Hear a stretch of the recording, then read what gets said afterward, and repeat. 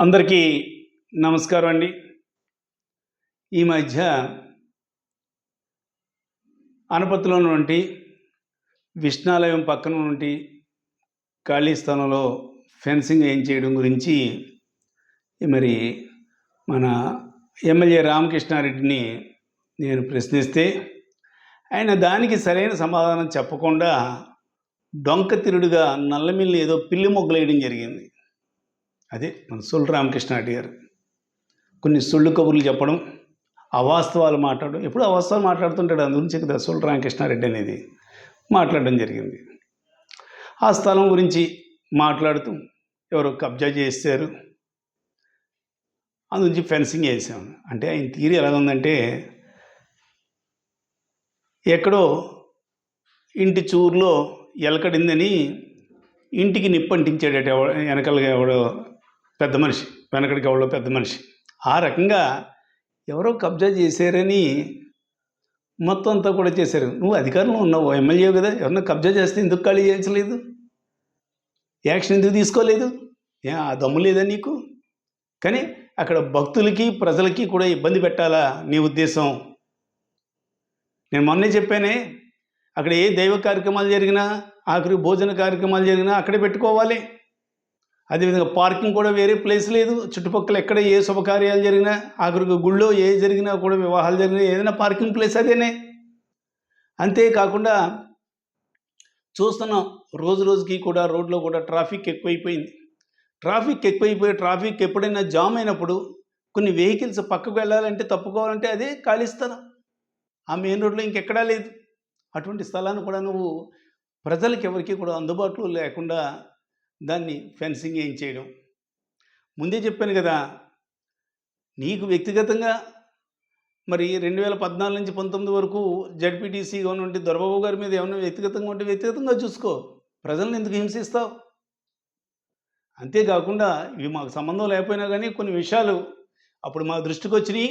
ఒకసారి మీడియా సందర్భంగా కూడా ఈ విషయాలు కూడా చెప్తాను. ఆ రోజున ఏదో రాజకీయ భిక్ష నాకు చంద్రబాబు నాయుడు పెట్టారు కానీ వీళ్ళు కాదన్నావు, గుర్తించుకో.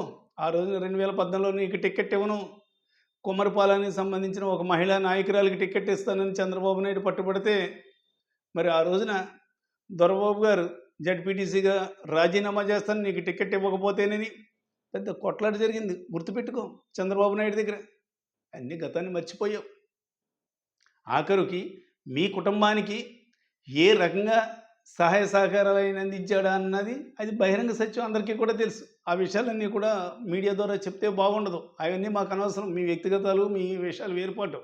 నాకు కావాల్సింది ప్రజలకి భక్తులకి సంబంధించింది విషయం మాట్లాడుతుంటే దానికి సమాధానం చెప్పకుండా డొంక తిరుగుడు సమాధానం చెప్తూ ఏదేదో మాట్లాడుతూ మిగతా విషయాలన్నీ కూడా దీంట్లో మిక్స్ చేస్తూ, అంటే టాపిక్ని డైవర్షన్ పాలిటిక్స్ అన్నది చంద్రబాబు నాయుడు దగ్గర నుంచి నీ వరకు కూడా అన్నీ కూడా కామన్. ఇంకో విషయం కూడా చెప్పడం మర్చిపోయాను. 2014లో ఏంటి కర్మ, 2024లో కూడా నీకు టికెట్ లేదని చంద్రబాబు నాయుడు బీజేపీకి ఇచ్చేసాడు, నువ్వు ఎలాగ ఓడిపోతావని.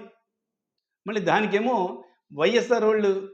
వైఎస్ఆర్ కాంగ్రెస్ పార్టీకి సంబంధించిన నాయకులు, అదేవిధంగా మరి అప్పటి స్పీకర్ ఓఎస్డీగా ఉన్నటువంటి శ్రీ సత్యనారాయణ రెడ్డి గారు, ఇటువంటి ప్రముఖులందరూ కూడా నీ టికెట్ రాకుండా కృషి చేశారు, టీడీపీ టికెట్. అంటే నీకన్నా కూడా ఆ వ్యక్తులకి, వైఎస్ఆర్ కాంగ్రెస్ పార్టీ నాయకులకి కూడా చంద్రబాబు నాయుడు దగ్గర ఎక్కువ పలుకుబడి ఉందనే కదా ఒప్పుకున్నావు. కనీసం చెప్పడానికి, అబద్ధం ఆడడానికన్నా కానీ ఒక అర్థం ఉండాలి. వీళ్ళు చెప్తే నీకు టికెట్, అంటే నువ్వు ఓడిపోతామని తెలిసి నీకు టికెట్ ఒకటి బీజేపీలోకి ఎంటాడు అనుకోకుండా, నీకు ఈవీఎంల సహకారంతో అన్ని పార్టీలు కలవడంతో ఏదో గాలిలో ఎమ్మెల్యే అయిపోయావు. ఇప్పటికైనా కూడా ఒకటి గుర్తించుకో, భగవంతుడు ఇచ్చిన అవకాశాన్ని సద్వినియోగం చేసుకో. భక్తులకి ఏ రకంగానూ కూడా ఇక్కడ ఇబ్బంది లేకుండా చూడు. అదేవిధంగా ట్రాఫిక్ కూడా ఇబ్బంది లేకుండా చూడు. లేదంటే భవిష్యత్తులో ప్రజలే తిరగబడి మొత్తం ఎక్కడికక్కడే ఫెన్సింగ్లన్నీ కూడా తీసివేసే పరిస్థితి వస్తుంది, ఆగ్రహాలు వ్యక్తం చేసి.